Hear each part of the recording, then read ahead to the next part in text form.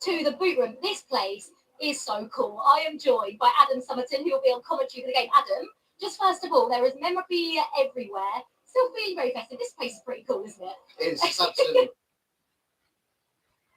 Nacheza na Nottingham Forest kwao.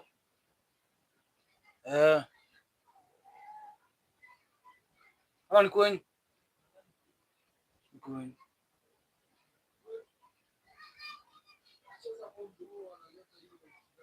Brilliant. It's great to have the fans here as well. You always guarantee the great atmosphere when you come to Nottingham Forest. And yeah, I think it's fantastic to have things like this for the supporters before the game. I just saw somebody there selling badges in the background as well. Najuanga aje watu Man City. Man City nanga fans wazee. Man City nanga siku yote utaenda ununa kwa ground yenu na 40 aje watu. Uko angalia hao hata kama wana jezi kama ni wazee wa Man City. Wazee wengi wanakuanga wa Liverpool na Man U. Sana Liverpool na Man U.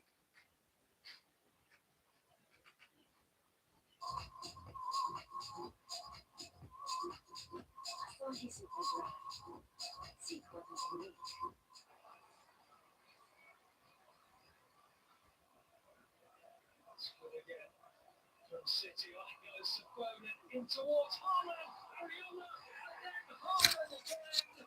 City ahead, 5 minutes, and the robot is clicking through the gears again. City 1, West Ham 0, and Erling Haaland, well, he's now scored 10 times against West Ham. And who knows, he might try and get his second hat-trick against them. Sharky does well. Still with Sharky, onto Haaland, onto Reinders. And at last the second goal arrives. City in complete control in the first half. They've had chances. Now they've snaffled another one. Reinders gets his third as a blue. Sharky involved, of course he was. And Haaland with another assist. They lost it, City. They might be a bit stretched here. Smothers ball in Donnarumma. And a second time to the night box. Matias Fernandez over the bar. But he's still anything to do, Donnarumma. But when called upon, he is outstanding. And that's a lovely ball. Matias Nunes into Savinho. Savinho into Lewis. Lewis into Haaland. It's not going to reach him. Oh, it is! Haaland scores! But he knows a lot of good fortune. But Haaland in the right place, as he always seems to be. He's now scored 149 City goals and moves above Francis Lee. City lead by 3 goals to 0. And Erling Haaland now has 25 goals this season. And the Blues are top of the Premier League.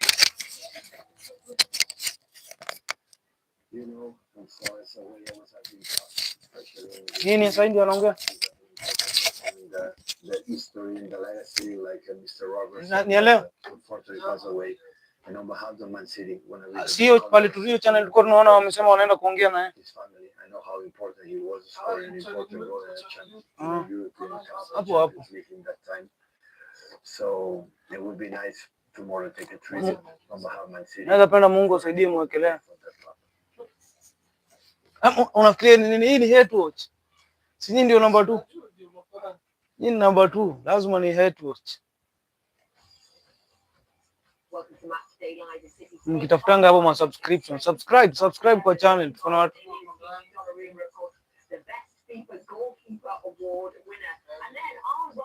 jamaa siku hizi ameiva ama Mathias. Yes, Mathias Kunya amepasha. Na unajua kukuanga fullback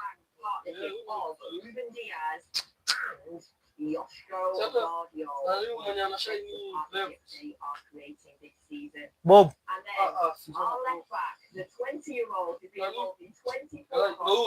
Korali. Anafanya ni mkali ni Korali. Gonzalez. Ndo mzee. Utu mwogopangi siku hizi. no chance at all of saying it. So, Merry Christmas to Johnny Minders. And then Phil Foden, the Starboy. Jamaa siku hizi ameamuka na again. lakini yeye na nani Cole Palmer wanafanana. My new favorite player. You are welcome, Ray. I'm sure. Ndio wewe umeme. So far this season. And of course, leading the line, our Norwegian striker, early Haaland, 19 Premier League goals, 17 games. Dogo sasa saizi niko katikati ya Nottingham Forest. Hata mimi Nottingham Forest. Straight watch. Tuko wengi Nottingham Forest.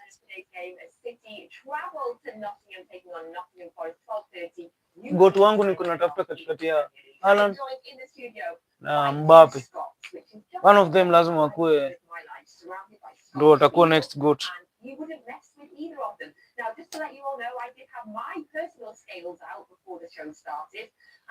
Kwa sababu tukisema Lamine Yamal achaki tunadanganyana. Kama Chaki wewe umemjua juu. Wewe kabla ya kuja Man City ulikuwa unamjua. Na ile siku ya Man U ile alikuja Europa last season. Sasa unaona sasa ifanyangu wewe Yamal ulimjua aje? Ulisikia kila mtu Yamal unaona sasa hivyo ndio gota na kujanga.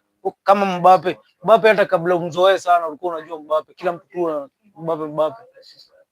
Haaland ndivyo kama sahi hata uko timu gani wezi anza kuexplain ati Haaland hajui mpira. Watu kwanza wataona wewe hata kama unamchukia watu wataona wewe ndio hujui mpira kama sasa utambui Haaland. Na nani? Kwao wapi?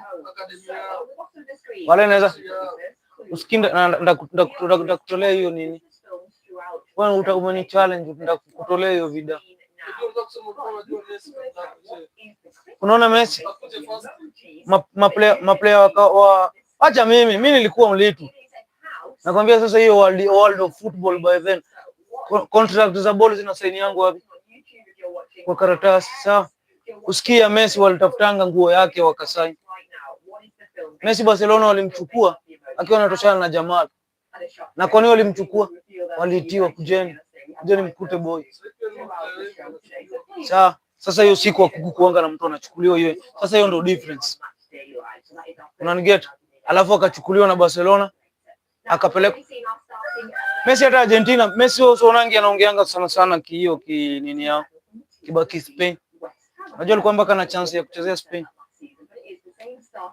Div shida ilikujia. Messi venye alichukuliwa kwao akiwa huko kuna tangu wa Rosario. Alichukuliwa akiwa na miaka 4-5. Alafu alikuwa mgonjwa. So angeachwa huko. Hiyo pesa ya kumshughulikia ni Barcelona tu angelipa. Unaniget? So Barcelona wakamchukua na wakamleta huku Barcelona akatoka kwa watu wao. Kutoka akiwa mtoto mdogo. Messi hajakaa kwao. Sasa wacha venye watu wanasema Yamal. Unaona hivyo venye ulisikia Yamal. Watu walikuwa wanasikia mpaka Messi mpaka ni ngumu kutafuta picha yake umjue. Messi mpaka bao yake ya kwanza pass alipatiwa na Ronaldinho.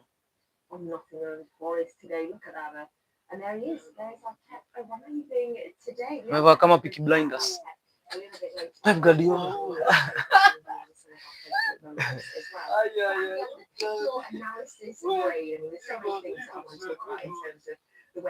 My boys.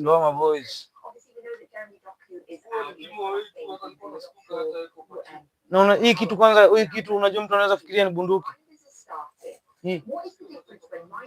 Hii kwanza hii nimeona inaweza niletea mchanganyiko. Hebu sasa imagine kikuwa hivi.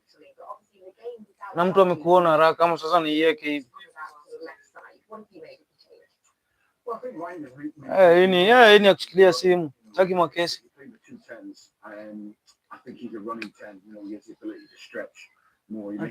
The meaning of the word heaven.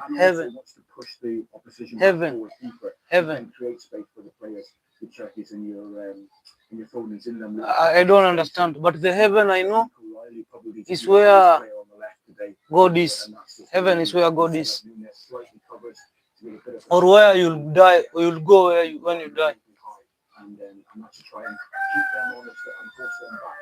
Paul was talking earlier on about how we're stronger. Hiyo leti kwa sababu ni yake ingine. Na kwanza tuangalie options ni mingi. We can't, ya we kujispoil. get lost in data and sports science and all that, but brilliant Yeah. basics are the most important. Unajua wewe ndio unaniona hapo kwa kivuli, unaona ni date gani mzuri? Four is the key this season. And we spoke many times last year in the shows. Like I think there was, I don't know the numbers, but I'm talking about 12 to 15 different centre half pairings up until I think it was up until February. And then in game we had 10 changes to the centre half pairing in game.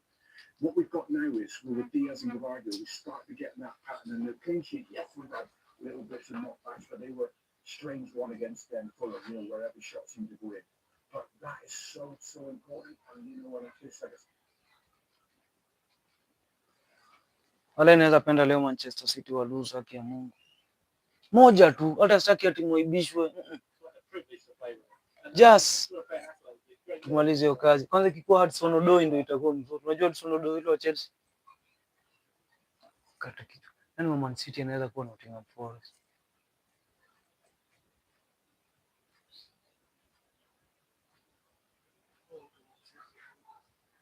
Na Zinchenko. Zinchenko mzuri wa Arsenal. Kwa Forest lakini kwa on loan.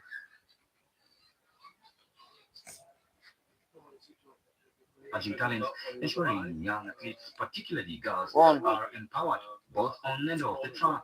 Her tremendous contribution to the growth of sports among girls has been recognized, having produced stars such as what?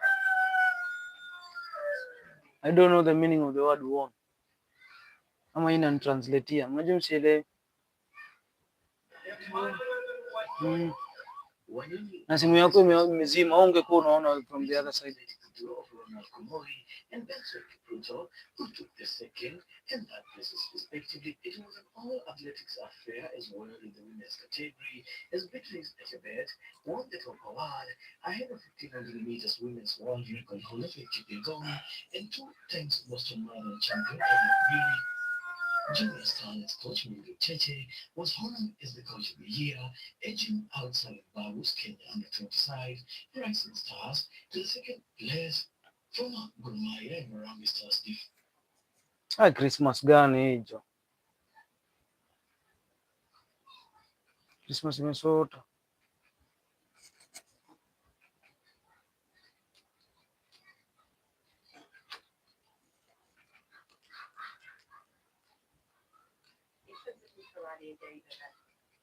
Sikingeaja tu tusikie Guardiola tusemaje.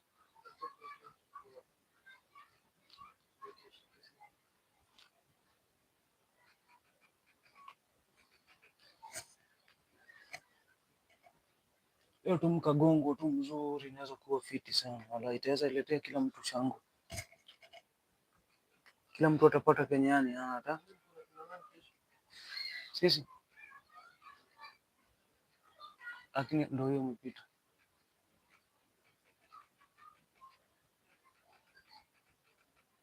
Oh yeah.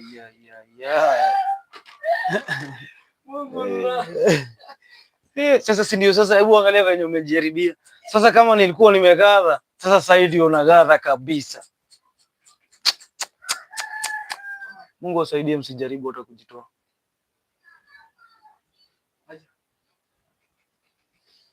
Pepa ameanza kuchapa. Sorry. You have more information than me about the. Well, I can see he looks absolutely fantastic. He's settled into the league. It's not an easy league to come into. How is he as a personality? Lazima utamuuliza mambo ya nani? Ya Zinchenko. Absolutely.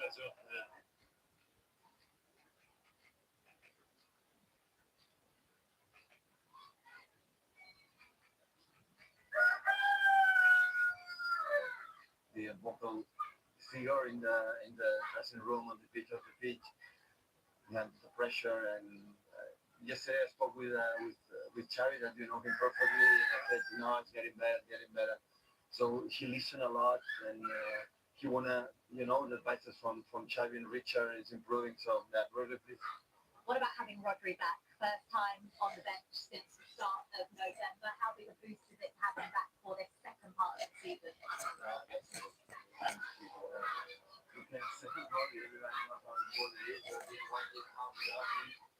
So basically also as a soccer player, but at the same time, we had to 2 or 3 step back. You know, we had to be careful to the minute and when we were ready. And I listen a lot to doctors and physicians what they say, and of course, step to the bench. It's really, really important for us. And just finally, just one on today. Guardiola, usikimi niko sure Guardiola anatoka Man City next season. Na ujue ilikuanga this season. Ilikuwa toke. Si nilikwambiaga. Sasa unaona hii yenye mko. Hii ndio nilikuwa ni sure ni ya mwisho. Lakini unajua sasa shida ilikujia wapi? Hata watu wenye na deal nao hawajawazoea. Na deal na Waarabu saa hii. Waarabu ni mtu unajua unaenda unaambia mtu kazi saa hizi nakulipisha 3,000, anakuambia sawa fanya. Sasa siku ile utaki kazi unamwonyesha aje, mimi labda unilipe 5,000 ndio nione kama ndafaa. Sasa ni yeye anakutaka, anakuonyesha kwanza anakulipa 6,000. Hiyo siku nyingine ujaribu kuniletea maneno sasa na Morabu, lakini kupigika mnaweza pigika. Hiyo mimi na niko sure. Na venye defense yenu imeimprove. Subscribe to the channel, guys. Subscribe.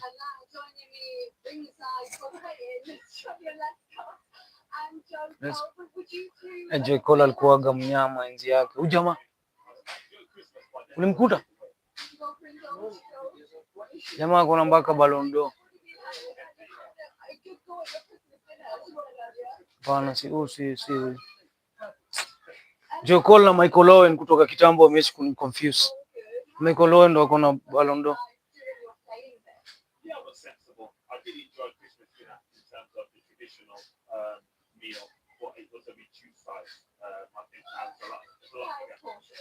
Jamaa, let's go.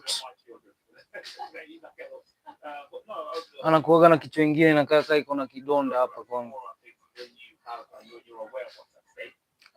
Anafanananga na company ama mimi na kuona kama vipi. A bit much, maybe Pep, when he said he wants to control them, or does it just show how much he's targeting the fine margin? I don't think you can argue with anything that Pep said. I feel like as a manager, I think he stands alone. Certainly in this league, there's no one close to him. He stands next to the greats, you know, of the game. So, aje, lakini niko sawa vile amesema. Lakini legend wa Premier League ni nani? Legend all time my coaches. Alex Ferguson. Lakini hata yeye zake ni za ukora. Sasa shida inakujianga.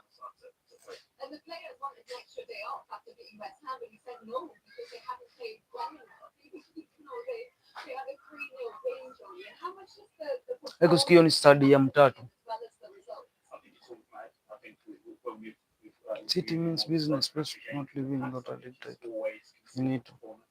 We shall see. I think when you're winning, you're able to critique. Peaky Blinders.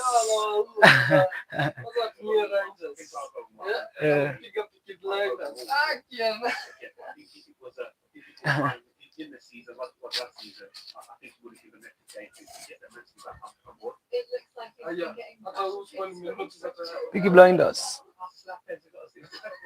Unaweza taka kwenda kuishi huko?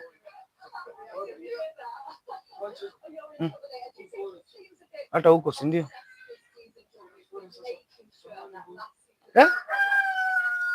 Sasa unafikiria ati hivyo wenye unasikia Nottingham Forest ati sasa hata City yao si kali hivyo kwa jina yao kitimu.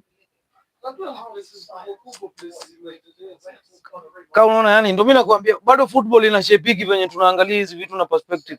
Kama sasa ukiulizwa uende Newcastle ama Sunderland utaenda wapi? Uko tu mkweli. Utataka kuanza na wapi? Newcastle.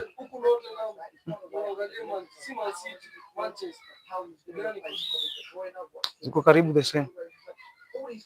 Hiyo nikao niulize aje? Rongai na Ngong. Obviously kuna ile kubwa ndio, lakini kwa lifestyle na nini kuna major difference. Lakini kutakosa yenye ni big. Unajua lakini ni venye kuna kuanga na relegation. Hii timu mpaka iko na haki ya kusema hiyo ni kubwa. in the last 10 games. Ski Nottingham Forest wako na right ya kusema wao ni wakali kushinda Arsenal.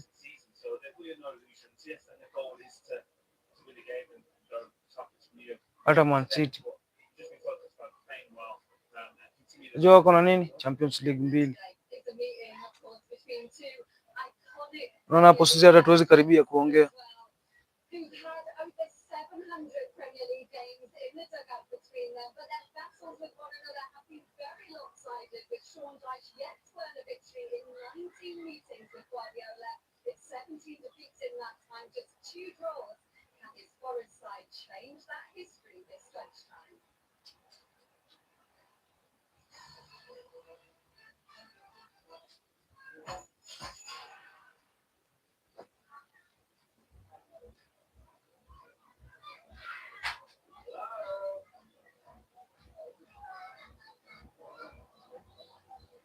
Manchester United or Nottingham Forest?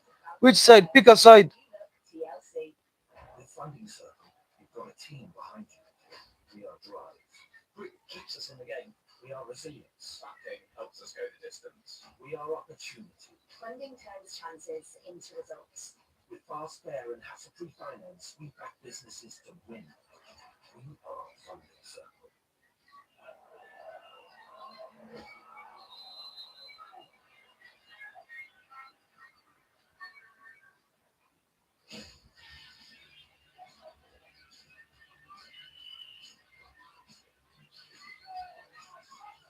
Kaka kuna advertisement ya mimi advertisement gani ya mpira inakubambaga?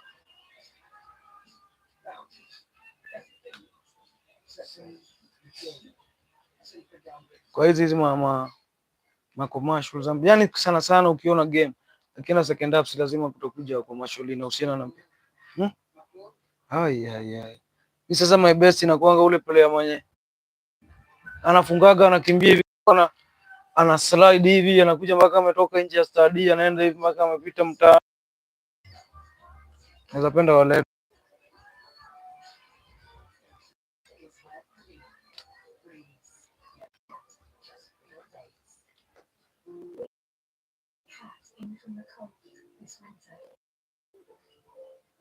This winter, cats will be abandoned and left to fend for themselves. Cats never know why they feel. They only know the cold, fear, and from home. When you have food, warmth, and expert care they need. Journey to find loving new homes. Call 0800 800. Text cold to 7007 or go online.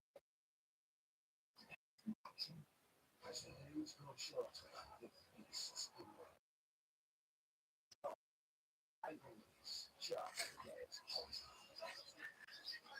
the Gallagher brand.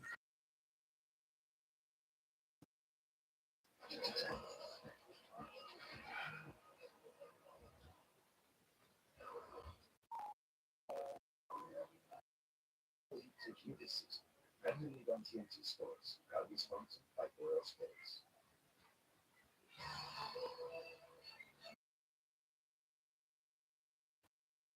Just over 2 months since Sean Lodge took charge at the nadhani It's that close from his 9-game stint, but still work to do for the 17th place side.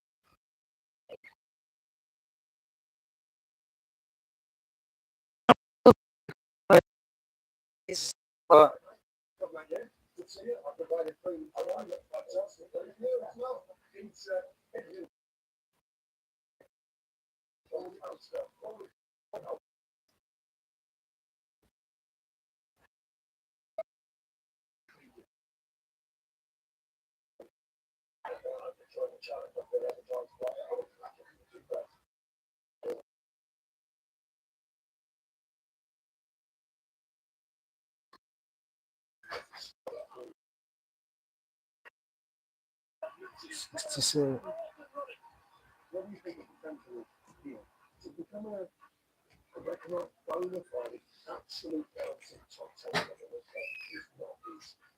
There's no skill in it, but it's by top.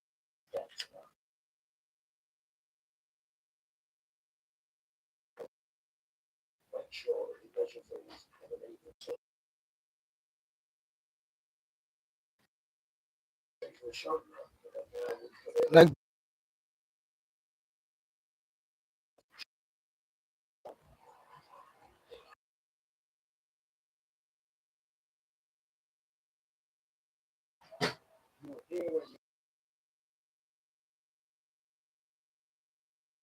is this the job that you've been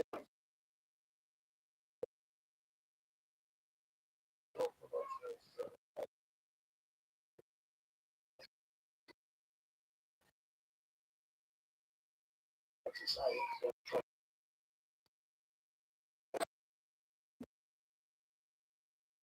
Yeah.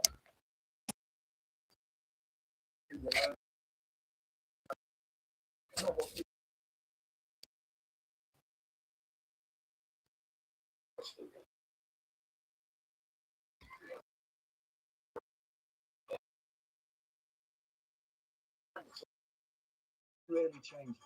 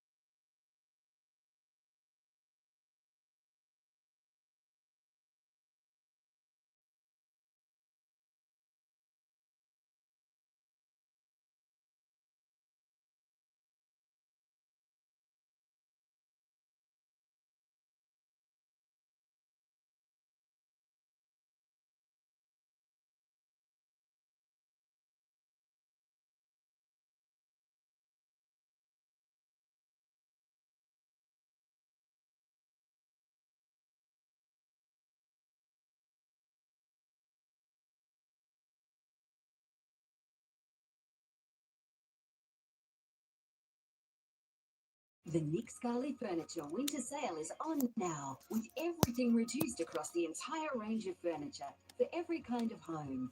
At Nick Scully, we make affordable design for everyone. Everything is reduced during the winter sale. On now at all Nick Scully furniture stores and online. It's the most wonderful time of the year. Look at them go, fucking geniuses. Their boots are 5-star holiday and got free airport lounge access. Fill your boots, son. Slap on your best smug face. This holiday's gonna be a belter. Get free airport lounge access on 2026 5-star holidays with On the Beach. Book it now. Up to and at all protected. On the beach. At NFU Mutual, we offer quality insurance for businesses of all sizes, large and small. We help you get the right cover, and should things go wrong, you can rely on our expert claims team to get you back to business as quickly as possible. It's no wonder 9 out of 10 business insurance customers renew with us year after year. With over 280 agency offices across the UK, we're closer to your business and closer to what matters. For quality business insurance, search NFU Mutual.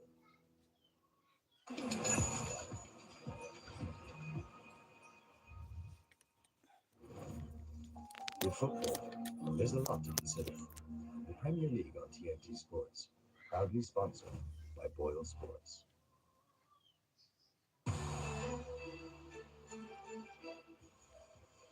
Welcome back to the City Ground. It's a 12:30 kick-off here between Nottingham Forest and Manchester City. The home form has been strong under Sean Dyche, with 4 wins, just 1 defeat and 13 goals scored in the 6 matches here, including the 3-0 defeat of Spurs a fortnight ago.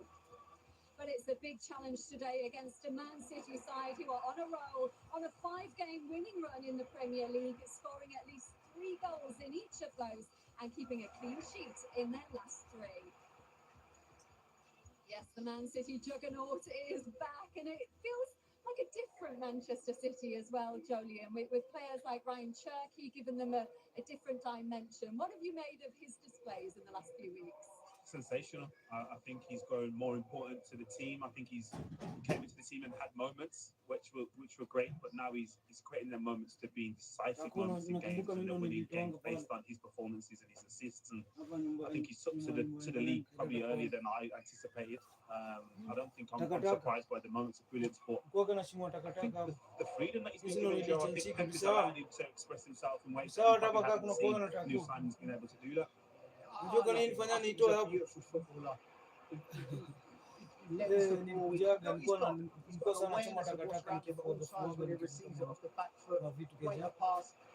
Traditionally, these type of players come into the teams like with Doctor.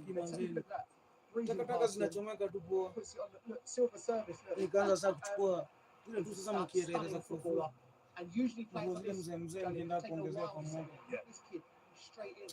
I think that's the difference between Pep now and players like this, and it goes to the point of him not changing the team that often, because you've got players of maverick ability and individual brilliance that, like him, Phil Foden, Doku, that probably need more results. They need probably more time and space to create a relationship, because when you're the system set up, I think you can just put someone else in and when you've got individual players of this quality, you have to allow them time to create relationships. You've got someone with a bit of maverick ability right next to you as well. You could have a few Rabona assists yourself, couldn't you, if your teammates had been a bit better? I'm going to talk about the original I don't think people watching at home will realise how good Joe Cole is. And you're going to see this now, and then you're going to see another side. Equally as impressive. Yeah, Joe Cole was an entertainer. Before Hazard, before Cherky, there was a Joe Cole with a full head of hair. Did you practice those, Joe? I didn't practice them really, Liz. I don't know really. Like, it's nice to watch, isn't it? It's nice to watch. Yeah, and I like going back to Cherky. That's the one I'm driving here today, and I'm thinking I'm looking forward to watching him play football, because he can do something which will get you going. So yeah. Do you have to treat players like Cherky differently, Joe? Do you have to give him that freedom? You have to treat all players differently. You know, when you put a football team together, everyone's different. Everyone's got things that they find important, and I think that's the beauty of managers. They understand what do you need. I needed to know when I went onto the pitch, I could try things, and my teammates would be okay with it, and my manager would be okay with it. You know, and then throughout my career, it was different. So I think you have to manage players differently. Yes. Yeah. I think you have to Pep will understand them. try and change him though. In certain areas, definitely, and I think he will probably need that as well. I don't think that creativity warrants it everywhere on the pitch. I don't think the manager's going to want to see him express himself close to his own goal. So he's going to have to be managed in certain areas of the pitch. But then when you get to the final third, I think he'll be given a license to express himself. Do you know what I like about him, Jordan? I've heard a couple of his interviews, and he's having himself in a nice way. He backs himself for a young player. I like that. You know, got nothing wrong with that. You should be full of, as a youngster, you should be full of beans. You should be, you know, the world. You can go and attack everything. You talk about becoming a Ballon d'Or winner and things like that. Nothing. You know, as long as he's doing his due diligence and he's listening to Pep, we could see him one day at that stage. He is that good. Is he up there with the signings of the season so far? I think for the price tag and the impact he's had, definitely. I think he said if he was spoke about and looked to be sold, which he's obviously not going to be, his value is double.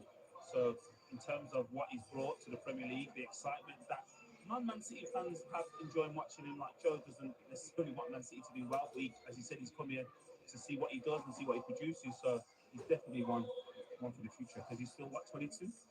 And Pep's hardly changing that team at the moment. How much is that consistency helping, do you think? Because you can see the relationships that he's developing with his teammates and the chemistry with the likes of Foden. Yeah, I think what Pep's doing now is he's not stumbled. Pep don't stumble on anything. It's purposeful. He's found a team, and he thinks we can go through this period and we don't need to change much because they're building them sort of unconscious relationships. You know, when you're like fullback in your midfield and your passing lines, and all of a sudden, that football becomes easy. Then you know you get this rhythm. You know, so you don't want to disrupt that purpose. Then maybe after coming out the Christmas period, we end up with stuff you might see change. Once it's going so well, let the boys play. Do you need that more this season with the way City are playing? Potentially. I think last season probably wasn't as successful as he would have anticipated. So he's brought in players of that ilk and allowing him to express himself. We see him a couple of years ago when he had a tremendous season. He was a focal point because he was allowed to be his individual self, and we're seeing that now with more players. Well, the one thing I got out of that chat and those videos is that football didn't deserve Joe Cole. Good to give you your flowers today, Joe. We're going to take a quick break. Man City players going through their final preparations here, including Erling Haaland, who continues to smash records on a weekly basis.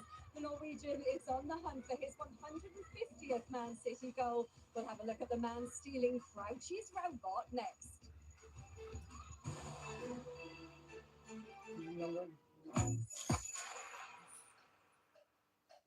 Two teams who don't get on. And then big games do come around.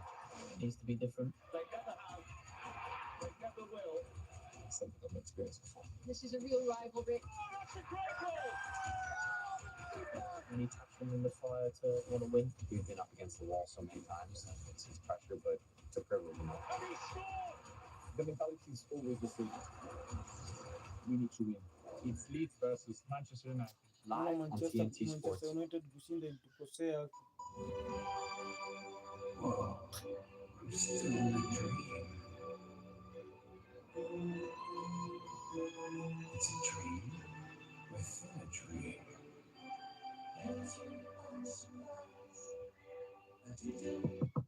What are you doing in my car? It's just a dream, Joseph. A dream, now reality. New Citroen C5 Aircraft. Skybet Super Week is officially back. Supersized with stacks of free bets, huge boosts, and prize giveaways across all your favorite sports.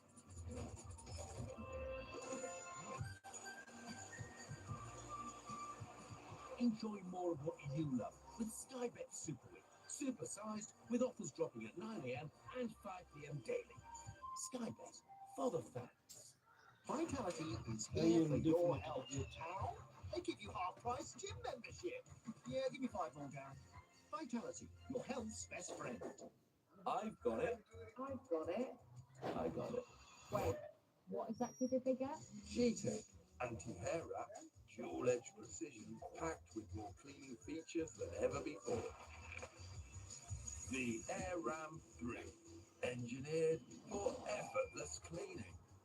The Air Ram 3 Plus from G-Tech, proud partner of Brentford FC. The Nick Scali Furniture winter sale is on now, with everything reduced across the entire range of furniture for every kind of home. At Nick Scali, we make affordable design for everyone. Everything is reduced during the winter sale. On now at all Nick Scali furniture stores and online. New in, custom fit rechargeable hearing devices, discreet and smart enough to help you catch more moments and keep your pup happy. Book a free test today at bootshearingcare.com. With Funding Circle, you're part of something bigger. We are team. My staff, they're my starting lineup. We are grit. We've taken hits, but push forward. We are speed. Funding Circle backing gives us the edge. With fast, fair and hassle-free finance, we back businesses to win. We are Funding Circle.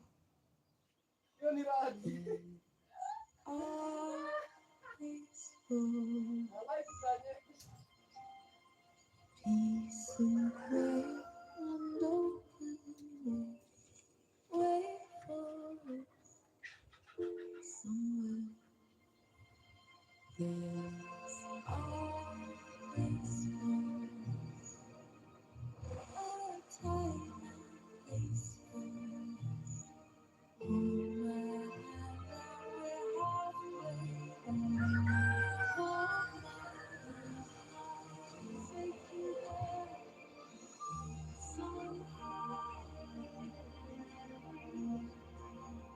Somehow,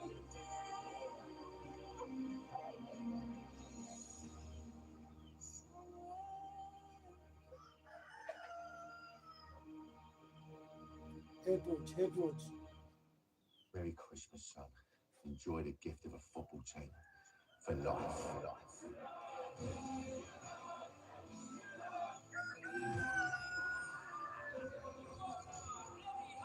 I will buy you success. Celebrations here as United win the title. Our authorities have stripped it. The shirt's not just for Christmas, it's for life. Stand by your team no matter what with a completely free pet builder on any Premier League game this weekend. Paddy Power.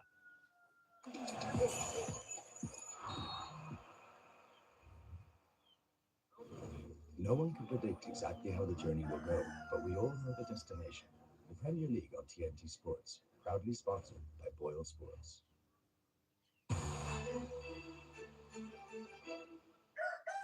It creeps up on you. Then suddenly, Tunaweza kuwa nimejitayarisha the hii world game around alafu you ianze fades dakika away. mbili Jerry Haaland. You're lost in an FA Cup dream. Hiyo ni kuisha. Let your imagination run wild. You can see it, feel it, believe it. I'm all right. Because this is the FA Cup that every fan dares to dream.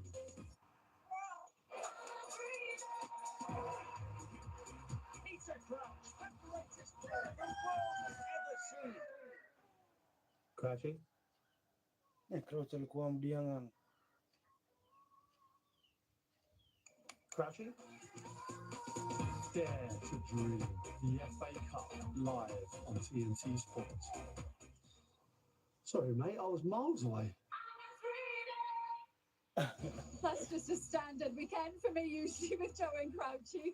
It is the tournament for dreamers, and early in the new year, we'll be bringing you one of the best weekends in the football calendar with the third round of the Emirates FA Cup.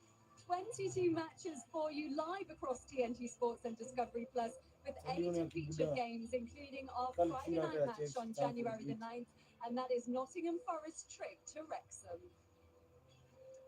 Here at the City Ground, tributes are being paid to Forest legend John Robertson, who very sadly died on Christmas Day, aged 72. Robbo was such a huge part of the iconic sides of the 70s and 80s under Brian Clough, who won the First Division and 2 European Cups. He will always be remembered and treasured by the fans here. Earlier, Sean Dyche gave his thoughts on a true Forest icon as he spoke to Adam Summerton. Sean, I hope you've managed to have a nice Christmas, but clearly it's an emotional, a difficult time for everyone at the club with the passing of John Robertson. What a guy, what a player he was. Yeah, absolutely. On both them, what a guy and what a legendary applause and condolences go out to his family, of course. You've made one change to your lineup today. That's in midfield where Dominguez comes in for Douglas Luiz. Is that tactical or is it a case of freshness? Yeah, more fresh. And I've said all along he's been fast-tracked, really. He played in Europe before. We would have liked to have played him, but his experience, so he got through that one. Played at Fulham. He's still catching up with his body and true match fitness. So that's for that change, more of a freshness to it. And then there were two, Joe Cole after the gantry as well. So just Jolien and I now. And I've just seen Erling Haaland just heading off the pitch as well behind you, Jolien. We have to talk about the terminator of modern football. 19 goals scored this season. Is there a striker in the world close to him at the moment? We'll argue with Mbappe, Lewandowski, obviously Harry Kane. In terms of consistency, he's up there. The level is set, and we often talk about players like yourself, we talk about form, but it's not form. When you're doing it every week, it's just the way he performs, the way he plays, and I think this season we're seeing a different element to his game. His ball retention's improved, his ability to get assists and recognise what the game needs, and I think his heading ability, I think he puts up a consistent position at the back post. Most times the ball's out wide, but whenever it's in the box, he has the knack of finding the opportunity to score and execute. What do you put that down to, that improvement even now that we're seeing this season? Is it just hard work or just the fact it feels now like he's absolutely the main man? I don't think it's ever going to be one thing, but I definitely would say the hard work element to it. I think if you look at his consistencies of his life, not just his game, but professionalism, I think he eats right, he sleeps right. I think he does everything he needs to get the maximum out of his body, which allows him to train consistently. Touch wood, he doesn't get injured that much, so I think all them elements allow him to perform at the maximum capacity, and his maximum capacity is higher than most. 149 goals in 169 games. He's obsessed with scoring, Jolien, but he seems like a normal, fun teammate as well. Yeah, he's relatively young, so I still think he's experiencing and finding a way to become a man. I think he's going into parenthood soon as well, so I think there's so many things in his life that are going so well. What's not to enjoy? And he's scoring goals, so I think he realizes the responsibility that's been given in this season, not just in front of goal, but he's one of the leaders, so he's one of the captains. So I think there's so many things that he's enjoying, which, as you know, Linz, in anyone, when you're enjoying life and you're enjoying various parts of it, it's easy to come to work, and he's finding it very easy to score goals. He seems to be enjoying Crouchy's goal celebration at the moment as well. You never had to have a word with him to stop nicking that, Jolien. Yeah, we need to find a way to get a more iconic one. We love Crouchy, but there's better ones to use.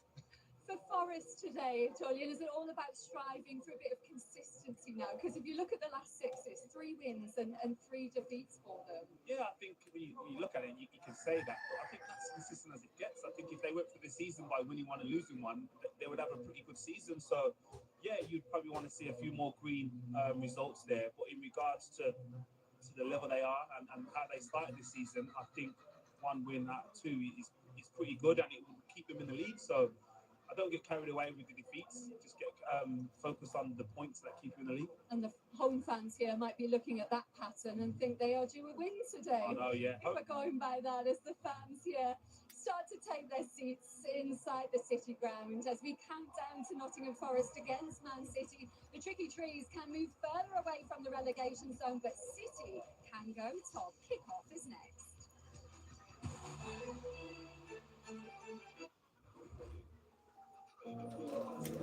Where would the Premier League take you this season?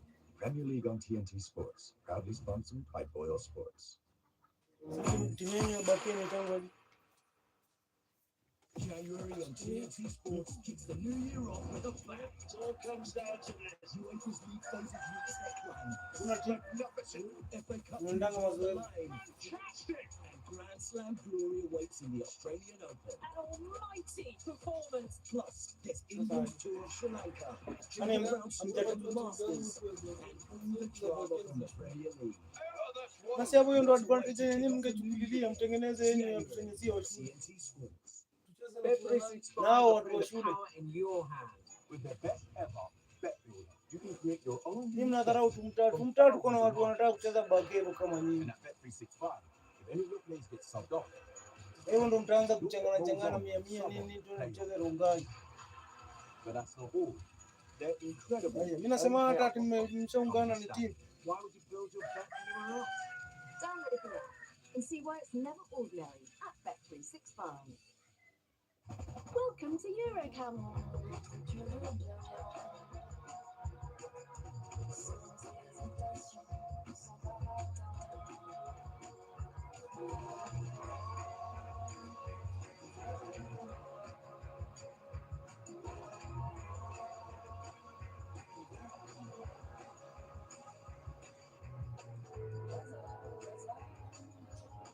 What should we do tomorrow?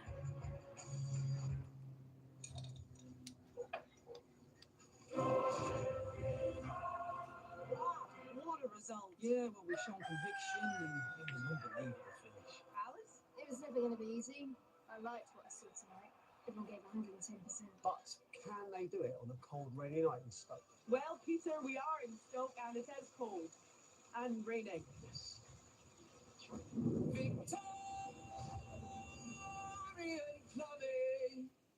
Tesco Finest Beef Rib and Tesco Finest Smoked Gammon Cracking Joint. That's what makes it Christmas. Tesco, every little helps. When little time calls for big power, reach for Fairy Max Power. Our easy squeeze bottle with Fairy's strongest grease cutting formula. In cooler water, it cleans 5 times faster. That's 5 times less scrubbing. To believe it, squeak it. It's a game changer. Fairy Max Power. Max clean, max fast. We've got a strong case here, Mr. Wincey. You haven't just been washed out, you've been rinsed. Number one, there should have been a handrail. And number two, who sends horses to prepare an eggshell? I've specialised in nursery rhyme law since college, but business didn't really take off until I made a TV act. Whether you live in a swamp or live in a shoe, we offer no-win, no-fee representation for you. Because nothing rhymes with injustice. Now, business is booming. We're even opening a second branch over the rainbow.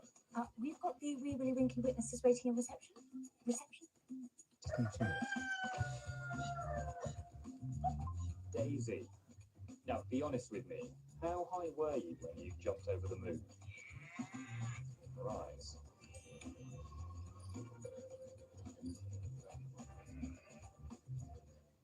It's DFS winter sale time.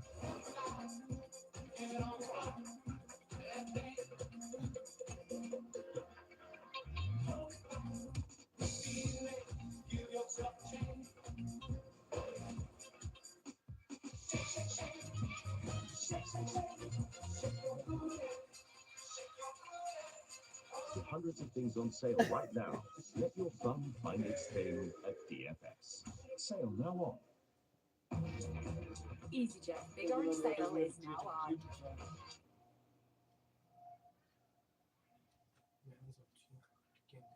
Get up to £400 off your next package holiday.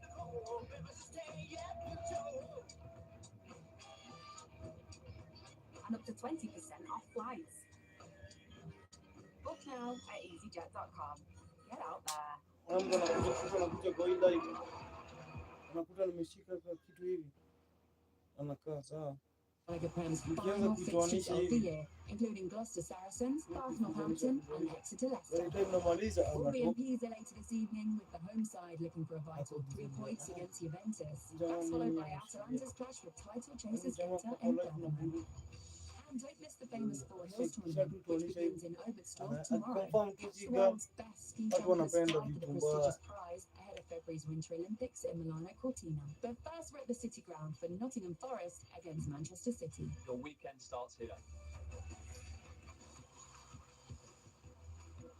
Not long until kick-off here at the City Ground, and it's a big opportunity for both Nottingham Forest and Manchester City to put pressure on the teams around them in the table. Jolien, how do you see this one playing out?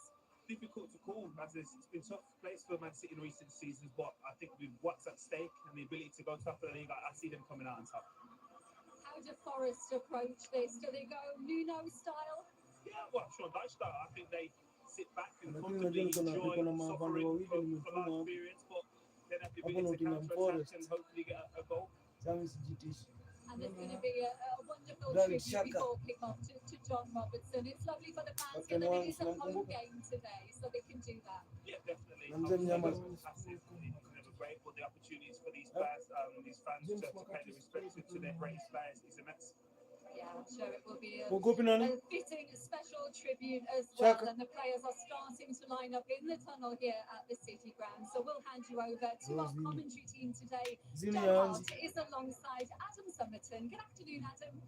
Afternoon, Lindsay. Afternoon, everyone. Season's greetings as well. And of course, as you were just alluding to there, there really is such a mix of emotions at the City Ground this lunchtime. Supporters clearly excited for the festive football, always a brilliant time of year. I was in the boot room earlier on this morning. There was a great atmosphere in there. But of course, they're also remembering one of the City Ground's favourite sons. People still taking in yesterday's sad news about John Robertson. Today, Forest's greatest ever player, his manager Brian Clough called him the Picasso of our game. The respect, the love was mutual. Two Mavericks working in harmony, and the results spoke for themselves. John Robertson is, and always will be, adored here. A player who dribbled and dazzled his way into the hearts of Forest fans and gave them the type of memories that you just don't Saizi.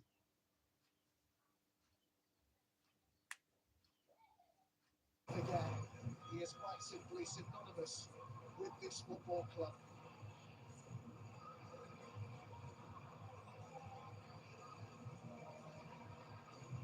So check on the teams. Sean Dyche has made one change to the 11 that began Forest's narrow defeat.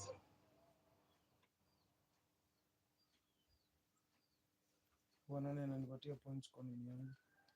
Kigo Jesus.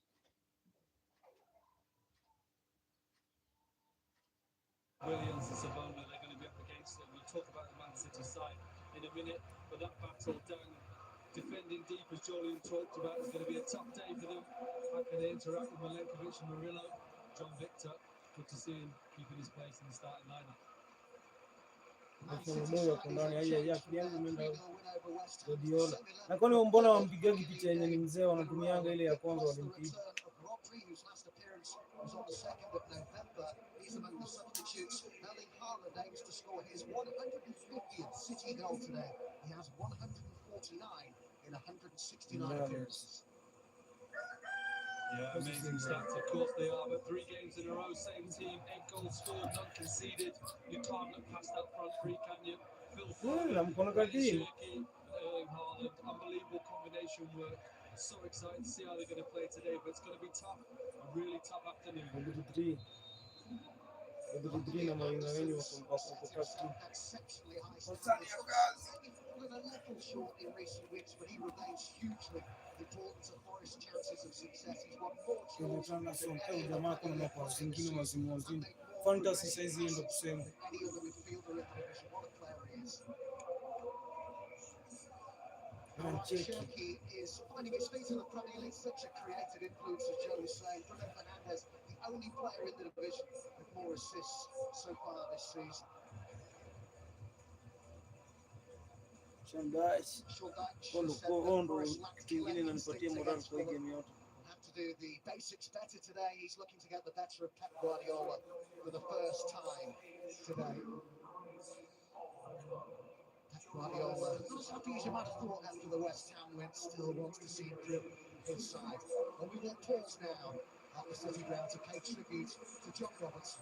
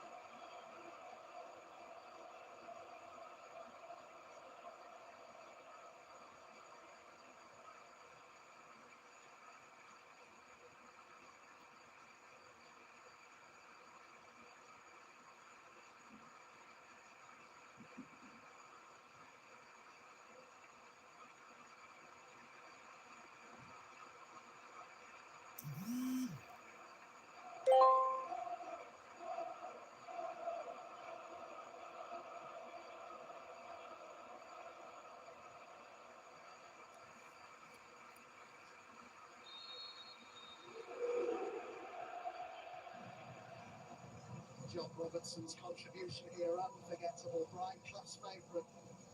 Give it to Robbo, Clough used to tell his players. A special player, an everlasting legacy. How good will Bob McIntyre sound today? Just listen.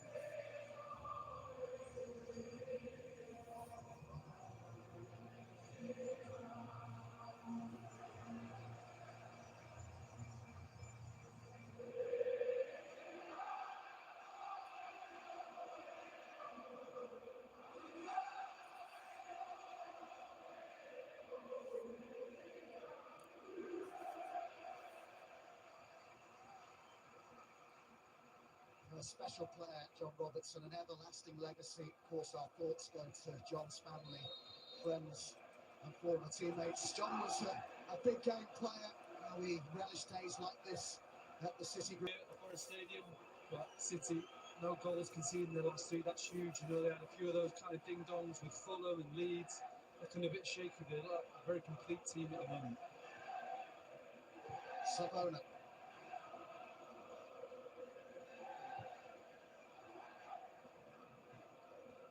Cherky has found Reinders. Haaland making his way to the edge of the box. Gonzalez. Give me a belief to God this month. Bernardo Silva with the ball to the right. The positional movements of Foden and Cherky, the two number 10s, are fascinating to watch. Foden perhaps dropping deeper at times than we've seen him before in a City shirt this season. That was his pass.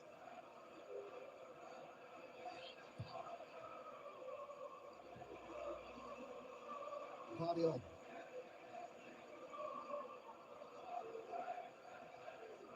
Bernardo Silva. No, Budge is number 10. No, Budge is number 10. Jesus looking to put on the pressure. Covering here is Nico Williams. You just see City setting up a lot of bodies through the Velo middle. Tour and Saliti. Cherky and Foden interchanging. Talked to what Pep Guardiola after the win over West Ham, how he wanted more from his players in terms of their positional play. Had no fault with their energy, their fitness, their endeavour. That was something that he pointed out, said he wanted more from them in that respect. I think that was more second half. I watched them in the first half. They were so aggressive. West Ham, every time they got their head up, there's at least one Man City player around them, making it so difficult. Just tailed off in the second half. He's always looking for perfection, isn't he? Diaz.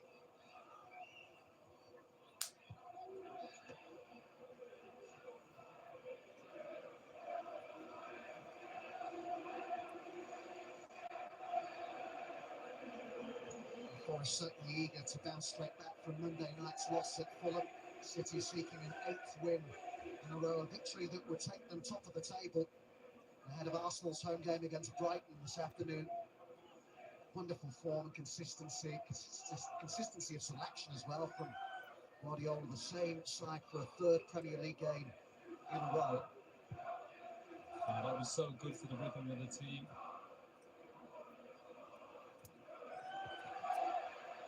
Just watching how Forest are moving early, they look really solid, good lines. I've worked with Sean Dyche before. It's his team to move together as one, getting up the pitch when they attack, sitting deep, comfortable and strong in defence.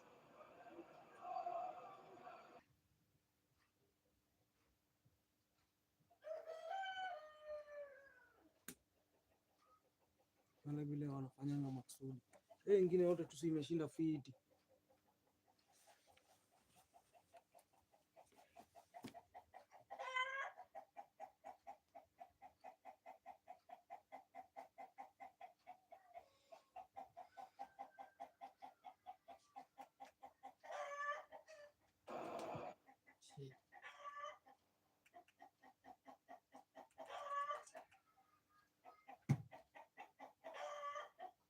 Mögliche Konter.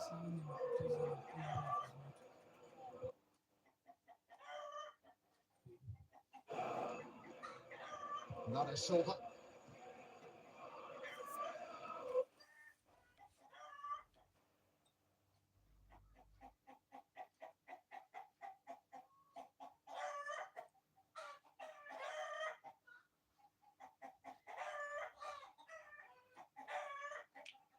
confusion. Nico O'Reilly and Shirky and Foden and Haaland all through the middle.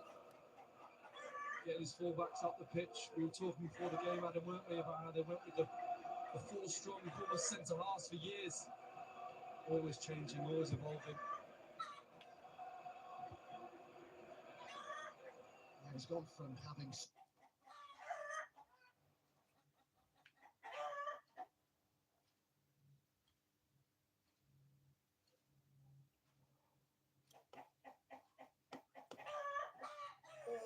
Example of it, just congesting the middle, so the wing backs are involved.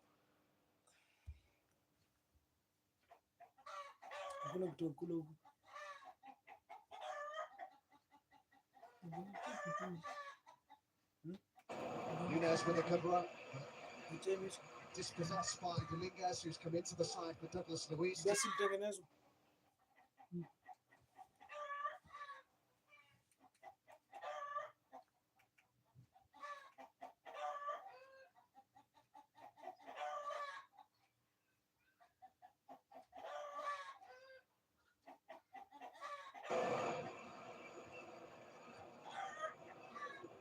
Diaz.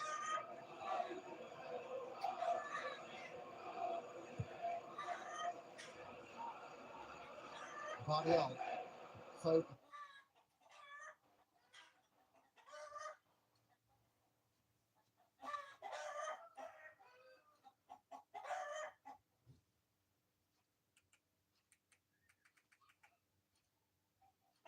Marilla. Williams helping it off. First chance for Hudson-Odoi to try and take on Mateus Nunes. In from Hudson-Odoi, a great ball, and Gibbs White couldn't get the touch he wanted. Two Forest players throwing themselves at it. Neither.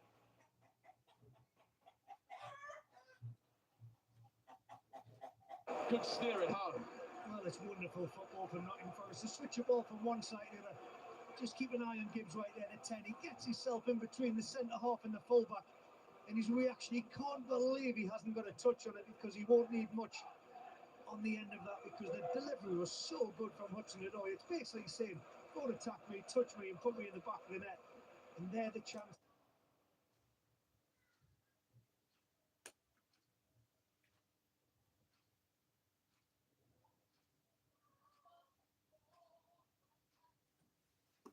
Hudson-Odoi anaweza wafunga leo.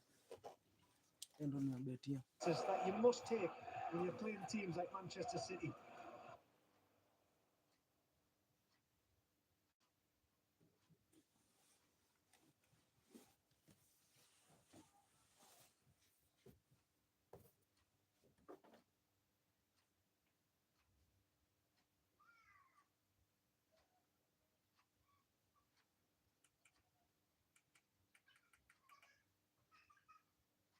Gewichtskontrolle angeordnet nach den 3 Tagen, die er über Weihnachten.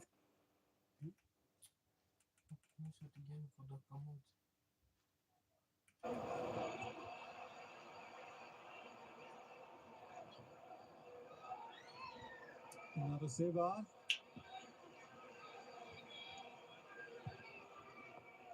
Guardiola.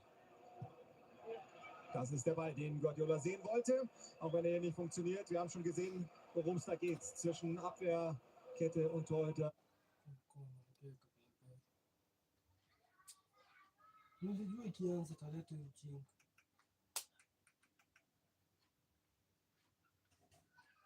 Watching how Nottingham Forest are setting up defensively, we see that chance again.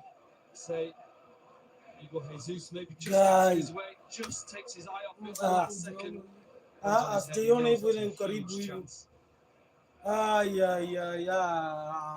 Cheki yao.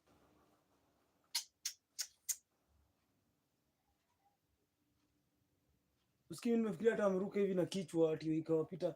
Nimeona replay lakini sasa nilikuta wakifanya hivi. I wide for Forest. Hiyo ni ya kuguza. Just feels right them being here. It does, yeah. Ala, hiyo ni ya kuguza.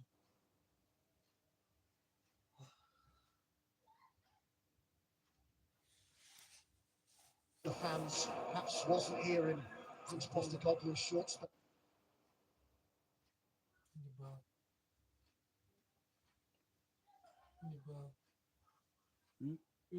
Penalty going on here. The challenge was by Milenkovic, and the player who went down was labda nyinyi mmenyeshewa.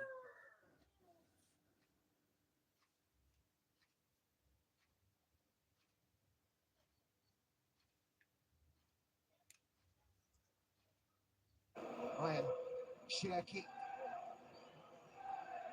Just takes him out after the ball's gone.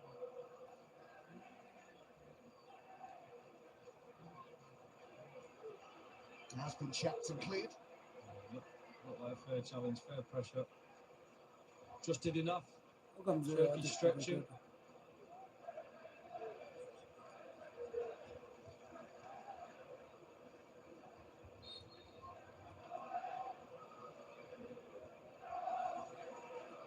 In terms of Sean Dyche, seeing him evolve as a coach with arguably the most talent.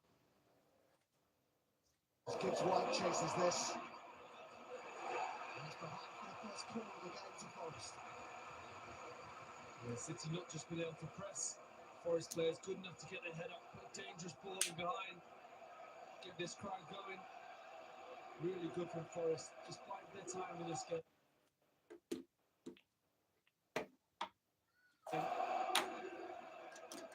Milenkovic up from the back. Hutchinson to take the corner.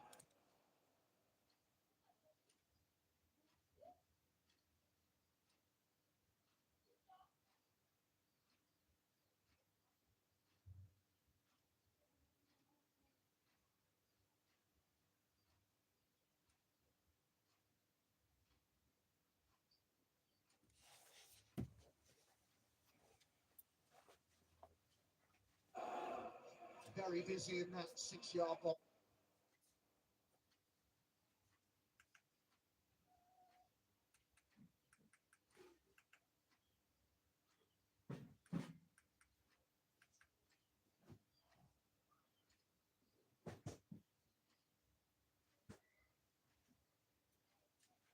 Yeah, I don't think I can remember seeing too many players. Hapa juu. Mkate na mchele.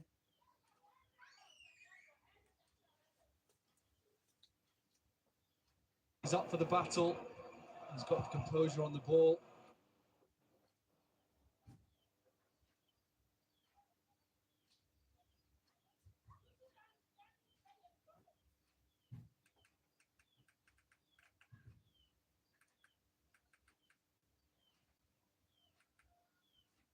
من امام بيب جوارديولا في 16 مباراة ماضية. كرة ترجع مرة اخرى هنا، واصل الكرة باتجاه جوارديول.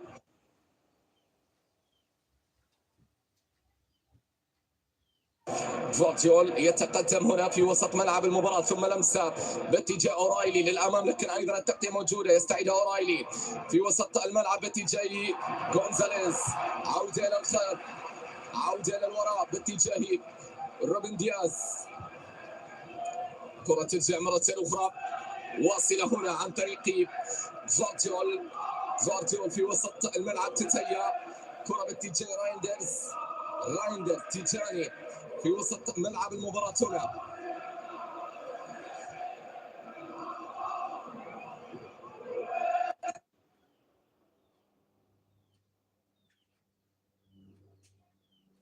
عن طريق جوارديول من بين الخطوط، هذه خطيرة الآن. كرة باتجاه هالاند ولكنها تتخلص على فكرة. 13 دقيقة أو 14 دقيقة هالاند إلى الآن لم يلمس الكرة. أنا أعتقد اللمسة الأولى بهدف أو بخطورة على المرمى، سنتابع. كرة واصلة هنا، جوارديول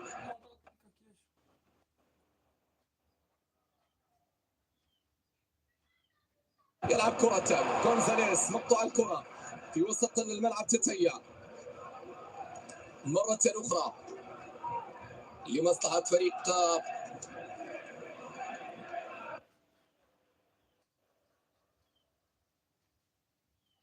حارس البرازيلي.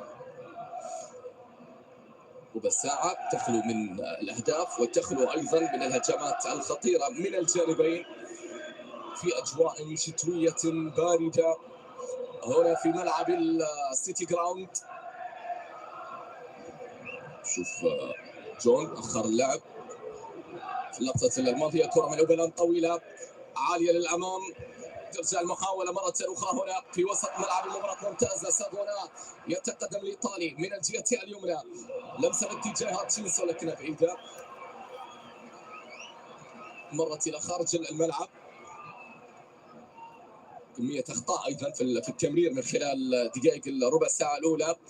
هنا من أحداث شوط المباراة الأول، كرة واصلة باتجاه روبن دياز، عودة مرة أخرى هنا لمصلحة غونزاليز بعد ذلك عودة إلى الخلف، تمريرة باتجاه غونزاليز يحافظ على كرة يستعيدها إلى جفارتشول، أو هذا روبن دياز. الآن جفارتشول تحت الضغط، يضغط نوتنغهام، مرة جفارتشول، لمسة ممتازة. ريان في الزحمة راح يتصر. الله الله على هذا المرور، الله على هذا الريان. لمسة باتجاه فودن الآن بكرة إلى أقصى جهة اليسار باتجاه أورايلي، يتقدم أورايلي يحاول فيها تمريرة بعد ذلك بينية، لكن أيضا التغطية موجودة من أمام تيجاني إلى سيلفا. الآن سيلفا من الجهة اليسرى. تذكر حتى الآن أنه هالاند لم يلمس الكرة في 16 دقيقة. كرة في الجهة اليسرى، ننتظر اللمسة الأولى. الكرة واصلة باتجاه سيلفا، باتجاه امامنا ريان، ممتازه.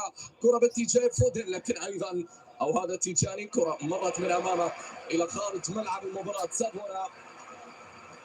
اجواء اصبحت ممطره الان، ماطره هنا في ملعب السيتي جراوند.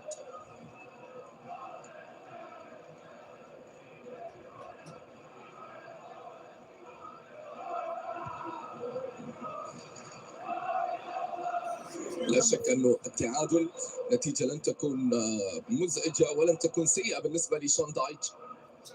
على العكس في الجانب الآخر إن تعادل السيتي سيتعطل في هذه المباراة وقد يتسع الفارق. أرسنال أيضا عنده مباراة مهمة من خلال هذه الجولة. كرة ترجع مرة أخرى هنا، واصلة باتجاه هودسون أودوي، تغطية موجودة من أمامه إلى خارج ملعب المباراة في التماس.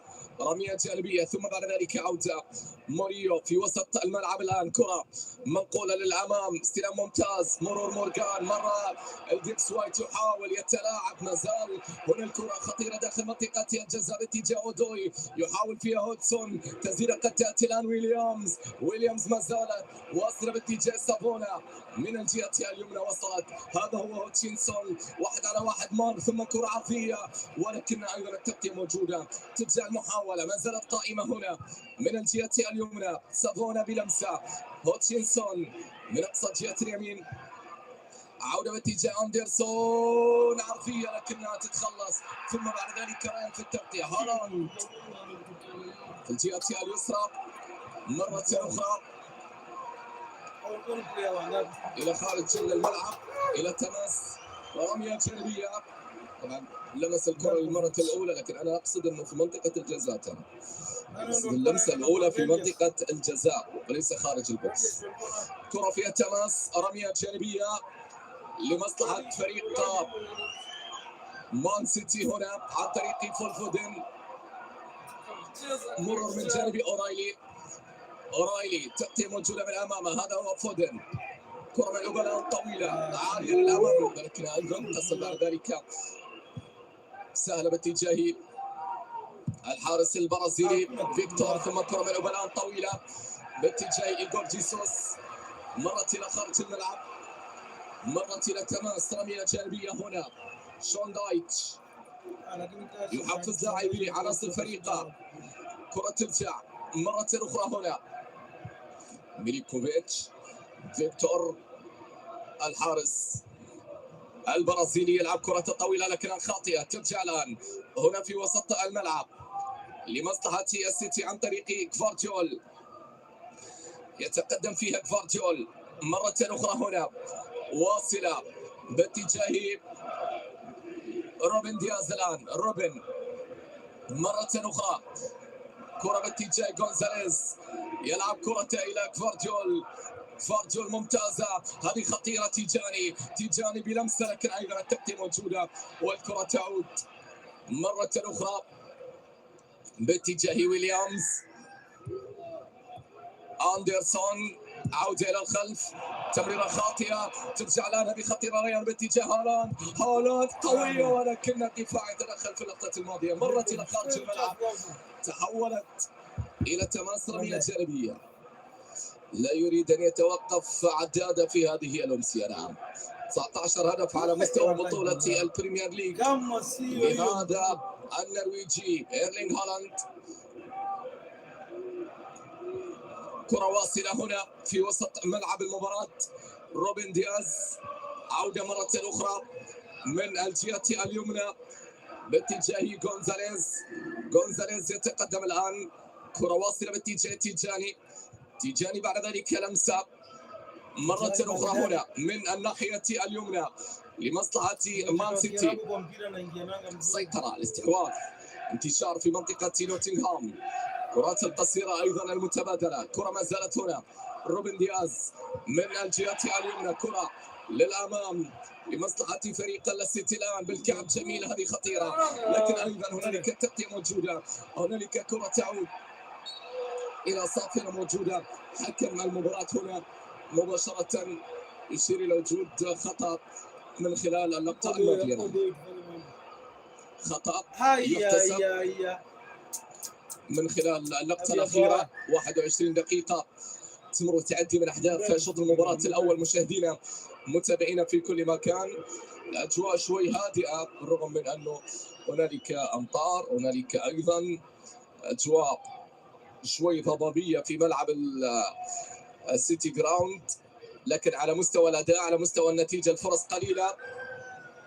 كرة من أوبلان طويلة عالية للأمام، ترجع المحاولة مرة أخرى من الجهة اليمنى، كرة واصلة باتجاه سافونا الآن، سافونا يلعب كرة طويلة عالية للأمام، إيغور جيسوس، لكن أيضا التغطية موجودة من أمامه، تعود باتجاه ريان، مشاها إلى فودن، ممتازة هذه خطيرة الآن، ريان يتقدم، ريان ينطلق، ريان خطيرة باتجاه هالاند، ولكن الدفاع من أمام إيرلينغ. ترجع الكرة من البرازيلي، وحش في اللقطة الماضية موريو، ثم بعد ذلك مرتدة، كرة واصلة هنا في لمسة، غونزاليز يقطع الطريق، يقطع كل الكرات في وسط الملعب مرة أخرى لمصلحة فريق السيتي الآن، واصلة باتجاه سيلفا، يلعب كرة في اليمين، نونيز يتقدم فيها، عودة مرة أخرى هنا في وسط ملعب المباراة، واصلة باتجاه غونزاليز، مشاها، ثم العودة بعد ذلك باتجاه المتقدم الآن روبن دياز يلعب كرة غونزاليز، لا حلول حتى الآن. من يأتي بالحلول؟ من يصنع الحلول بالنسبة لفريق السيتي من خلال 23 دقيقة؟ نوتنغهام دافعون بشكل ممتاز، واقفين صح في الخلف، فريق حتى الآن بدون أي أخطاء من خلال 24 دقيقة أولى هنا من أحداث هذه المواجهة. كرة واصلة عن طريق جفارديول، يلعب كرة من جديد هنا في وسط ملعب المباراة تتيا، هذا هو غونزاليز، يلعب كرة غونزاليز،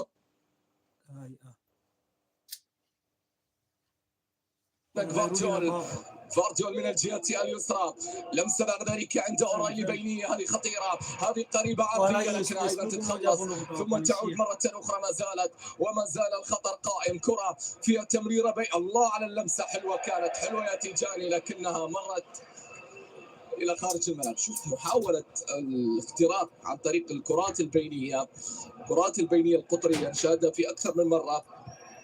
هذه كرة ريان هنا شرقي في اللقطة الماضية بلمسة، لكن شوف الله على ويليامز من أمام هالاند، تدخل بشكل ممتاز، ثم أيضا موريو،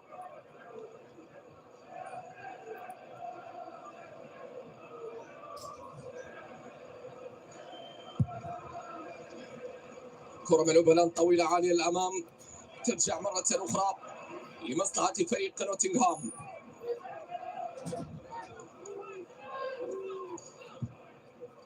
السيطرة وصلت إلى 71% للسيتي. سلامات أندرسون يتعرض لإصابة، هذا هو نيكو غونزاليز. شوف اللقطة، تدخل كان موجود، إصابة أندرسون إليوت.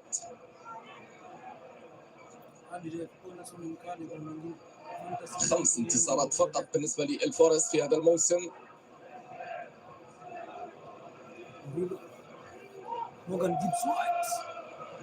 9 هزائم و3 تعادلات هنا في بطولة البريمير ليج. نحن نلعب اليوم في الجولة 18، جولة رقم 18 على مستوى بطولة البريمير ليج. كرة قصيرة هنا من الجهة اليمنى، هذا هاتشنسون بكرة عرضية خطيرة لكنها أيضا تتخلص ثم تعود بعد ذلك، ما زالت لكنها مرت إلى خارج الملعب، مرت إلى ضربة مرمى.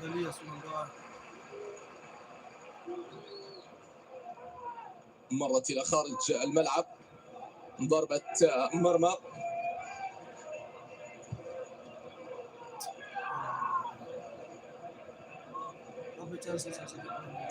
كرة ترجع مرة أخرى هنا.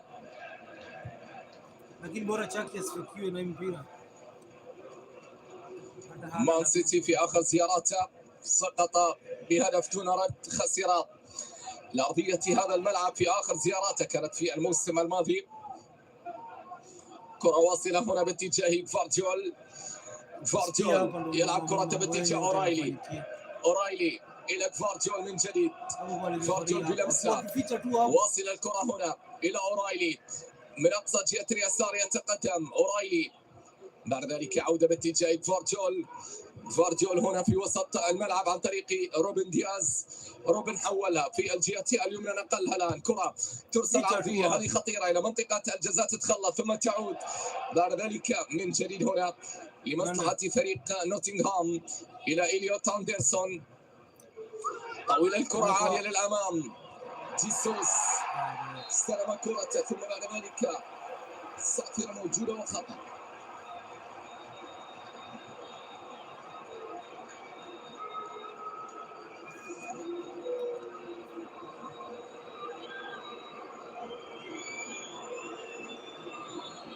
خطأ تم احتسابه لمصلحة إيغور جيسوس.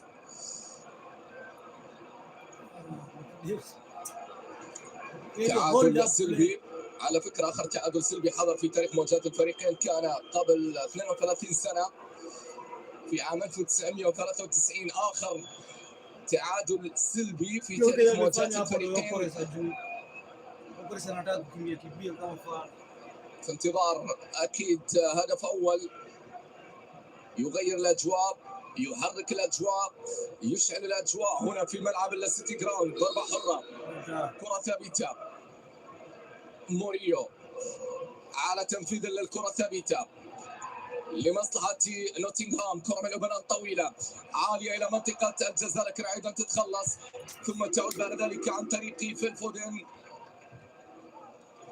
مرة أخرى هنا في وسط ملعب المباراة باتجاه موريو يرسل كرة طويلة، جيسوس نزلها ممتازة، هذا هاتشنسون ينطلق من اليمين، يتوغل هنا ثم لمسة إلى سافونا عرضية، ولكنه فارجول ممتاز. فارجول رائع في اللقطة الماضية. كرة تحولت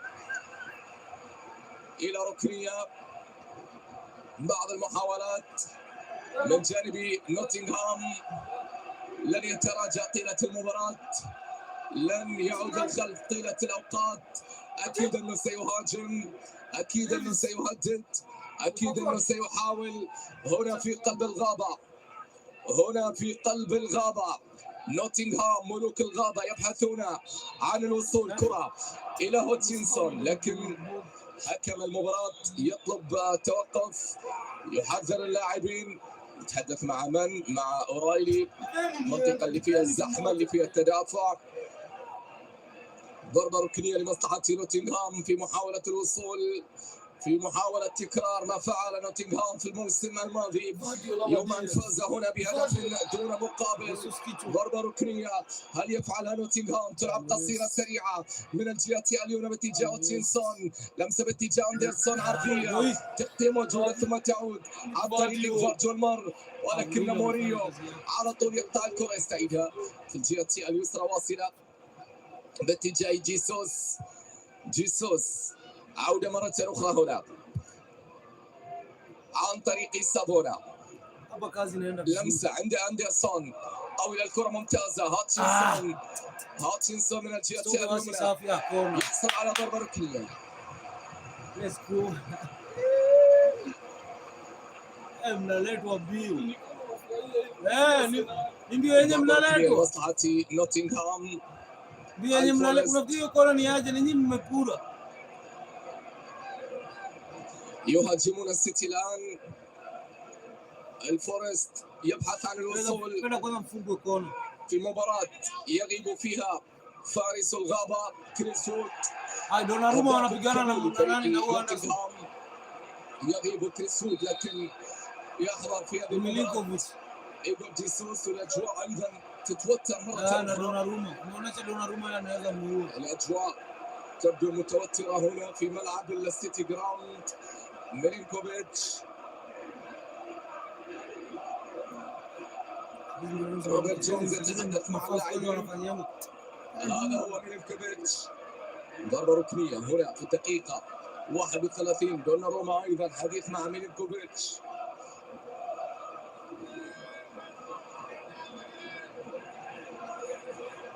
لولا لعبت قصيرة. هنا ضربة ركنية أخرى.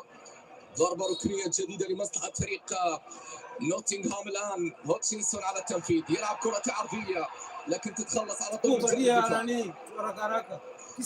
المحاولة هنا. وصل من جديد باتجاه دفاعات نوتنغهام عند حارس المرمى فيكتور من الجهة اليسرى. كرة ملعوبة الآن طويلة عالية للأمام باتجاه ميلينكوفيتش. ميلينكو ترك الدفاع وتقدم الجهة اليمنى. إليوت بعد ذلك عودة باتجاه حارس المرمى فيكتور. كرة ملعوبة الآن طويلة عالية وأمامية هنا تيجاني أو هذا أورايلي الآن من الجهة اليسرى. نوري أيضا موجود مع منتخب بلاد الجزائر. أيضا عمر مرموش. الأسماء اللي تتواجد في بطولة الكان بالنسبة لفريق مان سيتي.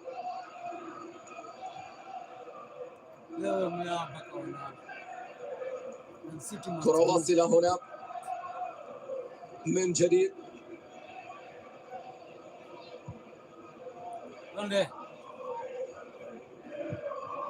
لمسة في الجهة اليسرى. تيجاني باتجاه امامنا هذا هو اورايلي.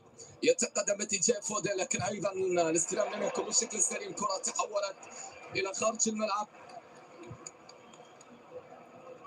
ليبوري طيب سنغاري ايضا في الجانب الاخر. اسماء اللي تغيب عن هذه المواجهه وتتواجد ايضا مع منتخب كوت ديفوار. كرة تحولت الى خارج الملعب. سافونا مرة أخرى عودة بعد ذلك باتجاه ويليامز. طالت من أمام ويليامز تحولت إلى خارج الملعب. إلى تماس رمية جانبية من الجهة اليمنى ثم كرة ترجع الآن عن طريق روبن دياز. يلعب كرة باتجاه فارجول في وسط الملعب يتقدم فيها. لمسة بعد ذلك باتجاه أورايلي. مرة أخرى هنا وصل المحاولة من جديد لمصلحة عناصر فريق السيتي. أورايلي بلمسة ثم بعد ذلك عودة باتجاه تيجاني. رايندرز يلعب كرة إلى روبن دياز. روبن يلعب كرة إلى غونزاليز. 34 دقيقة بدون أي تسديدة بالنسبة للسيتي على مرمى نوتنغهام. كرة واصلة من اليسار. فارجول باتجاه تيجاني. رايندرز يتقدم ما زال يحاول تغطية موجودة من أمامه ثم كرة في الخلف لمصلحة فريق نوتنغهام. عائدة بعد ذلك باتجاه دفاعات الفورست. كرة ملعوبة الآن طويلة عالية للأمام. تتخلص الكرة من فارجول ثم تعود إلى ريان بكرة الأمامية. ممتازة اللمسة خطيرة الكرة الآن وصلت إلى فودن بتسديدة لكنها اصطدمت الكرة الماضية. تعود مرة أخرى هنا عن طريق هوتشنسون.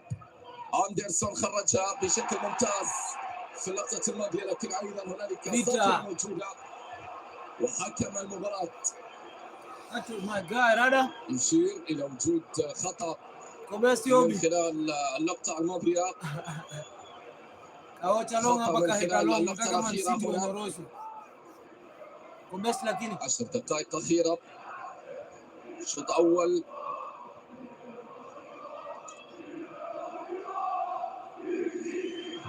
حتى الآن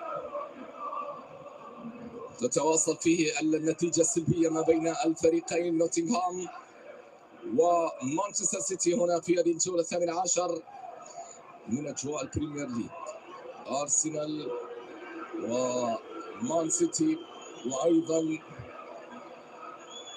في الخلف يراقب الوضع فريق أستون فيلا. أي سقوط وتعثر للمتنافسين بكل تأكيد 30 لن دقيقة يفوت الفيلانز. كرة ملعوبة الآن طويلة، وعندها حتى الآن على مستوى بطولة الدوري 36 نقطة بالنسبة لأستون فيلا. بإمكانه أن يتصدر في هذه الجولة إن فاز الفيلانز وخسر طبعا أرسنال بجانب السيتي. روبن دياز بطاقة الصفراء، غضب.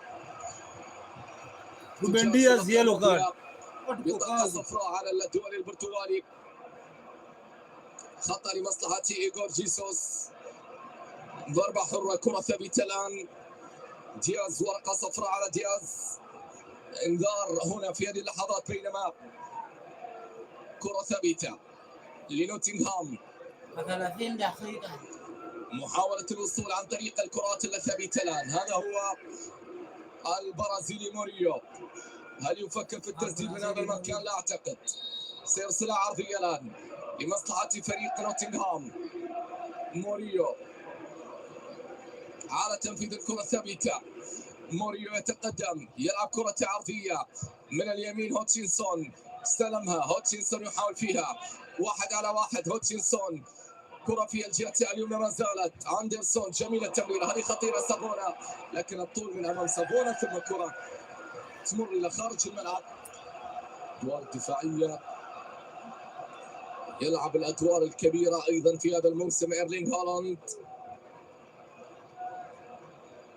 أهدافه تسبق المباريات، أهدافه تتجاوز عدد مبارياته في هذا الموسم على مستوى بطولة الدوري. كرة واصلة باتجاه كفارجول. كفارجول هنا من الجهة اليمنى، ممتازة الكرة، لكن أيضا التقديم موجودة، ثم تعود في وسط الملعب. تتهيأ، هذا جيسوس. إيغور بلمسة ممتازة في الجهة اليسرى الآن. نقلة أودوي مرة أخرى. بدأ يسيطر نوتنغهام، يطمع الآن في المباراة. نوتنغهام في الوصول عن طريق سافونا. كرة ملعوبة عرضية لمنطقة الجزاء، لكن أيضا تتخلص، وكرة تبعد على طول من جانب الدفاع. تجاري تحت الضغط. فارجول، أورايلي مرت إلى خارج الملعب.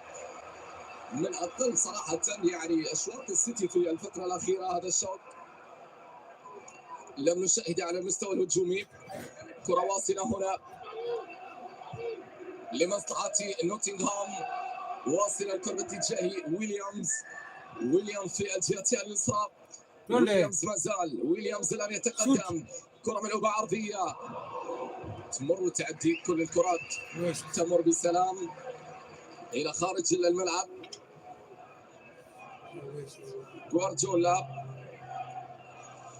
سنوات طويلة هنا في كرة القدم الإنجليزية.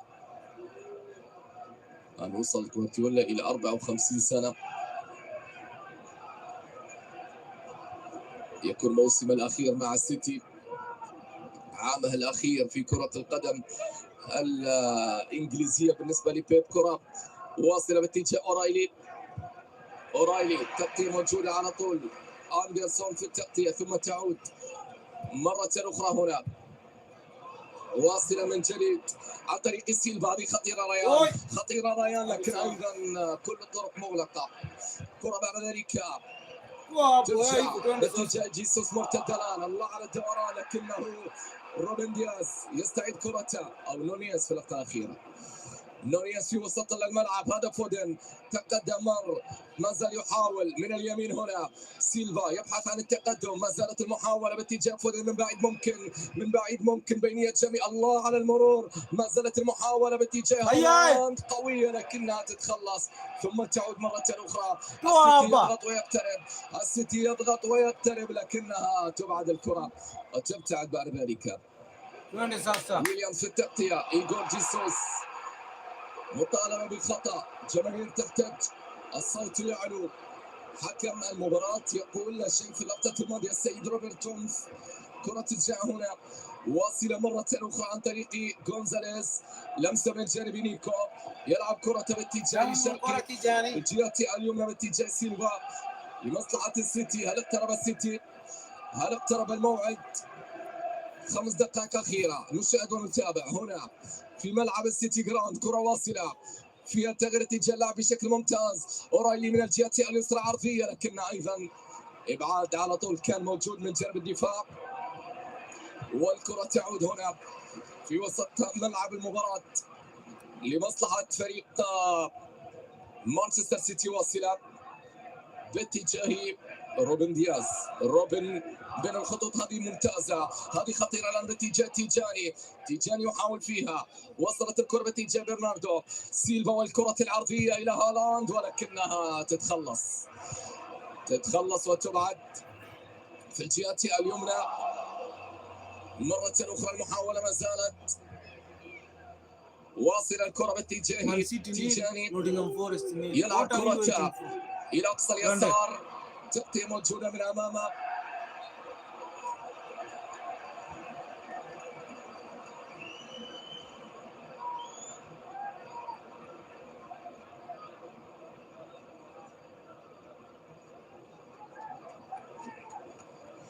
بعد ذلك أيضا صافرة موجودة. حكم المباراة هنا يشير لوجود خطأ. معاناة حتى الآن لجوارديولا وفريقه في 41 دقيقة هنا في السيتي جراوند. تحدث عن معاناة في إيجاد حلول، في إيجاد طريقة حتى الآن للوصول في شوط المباراة الأول. كرة ترجع مرة أخرى هنا باتجاه إليوت أندرسون. بعد ذلك لمسة إلى أقصى جهة اليسار، تمريرة من جديد موريو، مقطع الكرة هذه مرتدة الآن، كرة في انطلاقة باتجاه ريان مار لكن موريو خطأ وبطاقة صفراء على أندرسون. بطاقة صفراء أو على دومينيكيز في هذه، لا والله على أندرسون بطاقة صفراء.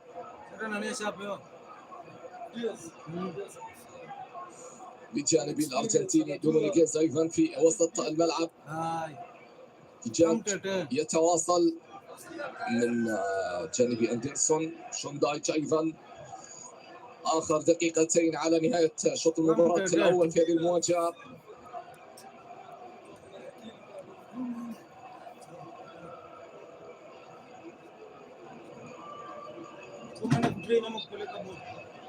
كرة ترجع مرة أخرى هنا. روبن دياز يلعب كرة مرة أخرى، واصل الكرة باتجاه جفارديول. تيجاني في الجهة اليسرى بالمحاولة لمصلحة فيل فودن. عودة مرة أخرى هنا، كرة من جديد في وسط الملعب تتهيأ.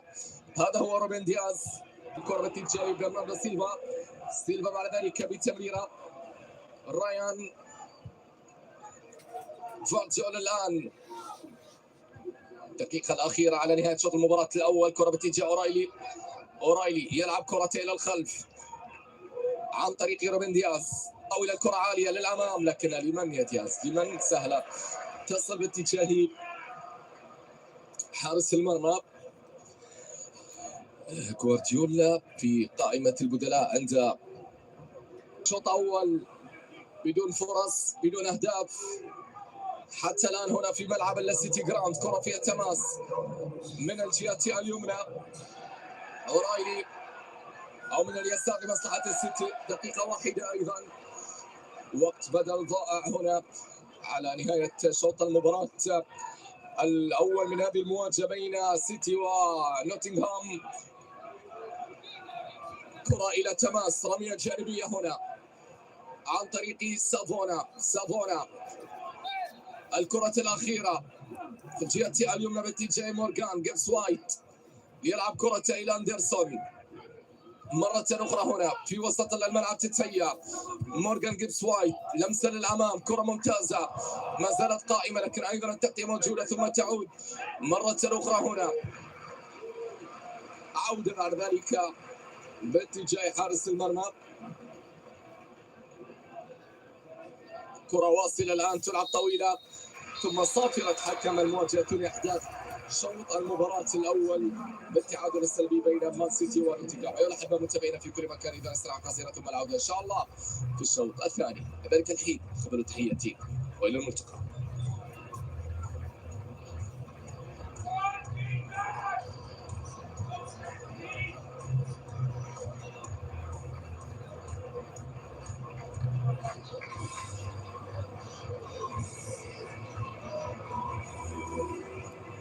شكرا احمد، واهلا بحضراتكم من جديد في سيتي جراوند في ملعب نوتنغهام فورست. شوط المباراه الاول تعادل سلبي مع تكتيك كبير جدا من قبل لاعبي نوتنغهام باغلاق كافه المساحات الخاصه في شوط المباراه الاول عن هالاند ورفاقه ايضا، بعد ان شاهدنا الشوط الاول الذي انتهى سلبيا بين الفريقين. فاصل قصير، نعود بعد الفاصل، قوم معنا.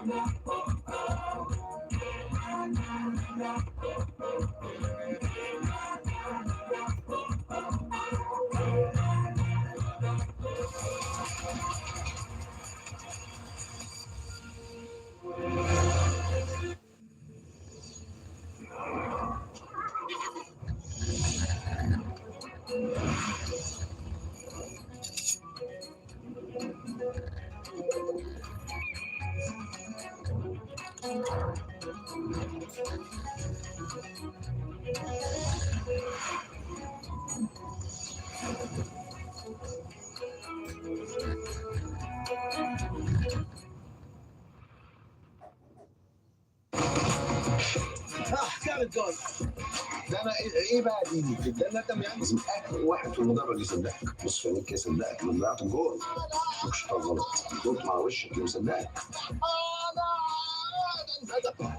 عايزك تندم ندم بتاع واحد وصل لحد مكنه البنك اكتشف انه نسي الكارت.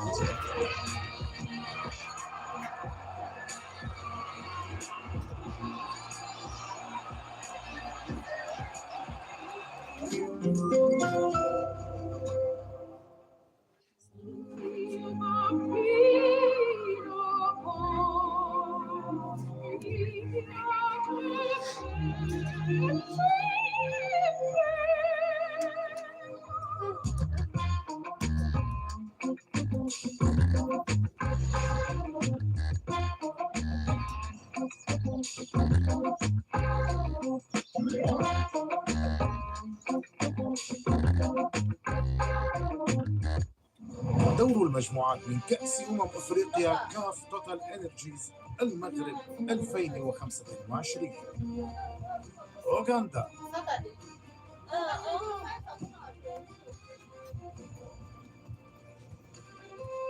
تنزانيا،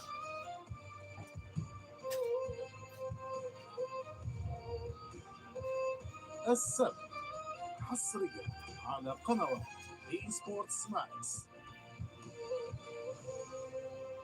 كأس أفريقيا على قنوات بي سبورتس تأتيكم برعاية